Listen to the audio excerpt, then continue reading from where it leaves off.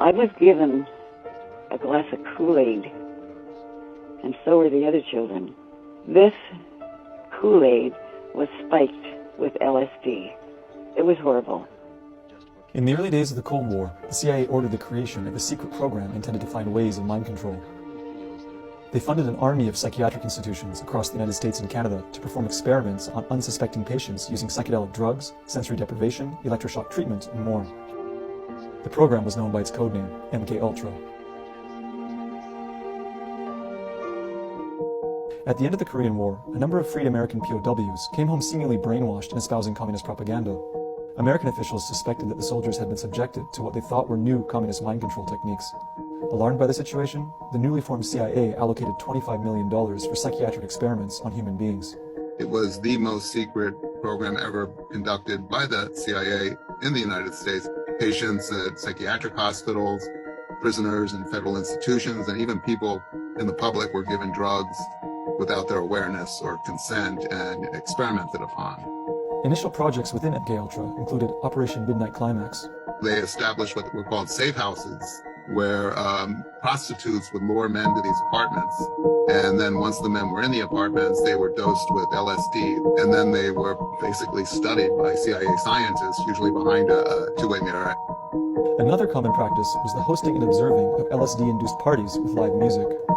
These parties were called acid tests, and the culture that grew out of them played a key role in the development of the hippie and psychedelic movements a few years later.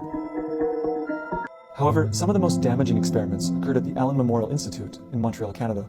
There, under the direction of infamous Scottish-American psychiatrist Dr. Ewan Cameron, unsuspecting patients, many of whom had common ailments such as postpartum depression, were experimented on with aggressive drug cocktails and extreme techniques. My father was a victim of Dr. Cameron. He was a 27-year-old, healthy skier, canoer, very athletic, and he had asthma.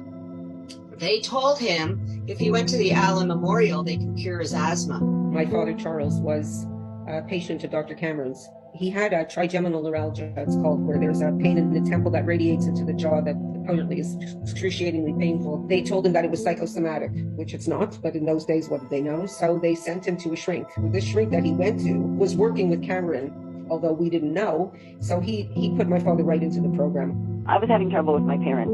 My father and my stepmother decided to put me in the Allen Memorial Institute. They had no idea what went on in there. I was 16 when I was there. Dr. Cameron pursued a concept he called depatterning, which was meant to reduce patients to an infantile psychological state wherein doctors could take advantage of the person's cognitive vulnerability to attempt to rebuild their mind under the doctor's control. A popular method of choice to achieve this was called psychic driving. The day that my father was brought to the hospital, they immediately put him on insulin, to put him into like an insulin coma. They took clips from the interview with the shrink and put it on tape to run a loop under his pillow while he was put into the sleep treatment. He also was put in an insulin coma for 36 days with a recording beside him saying that your mother hates you over and over and over and over and over. That was beside my bed constantly, repeated 250,000 and 500,000 times.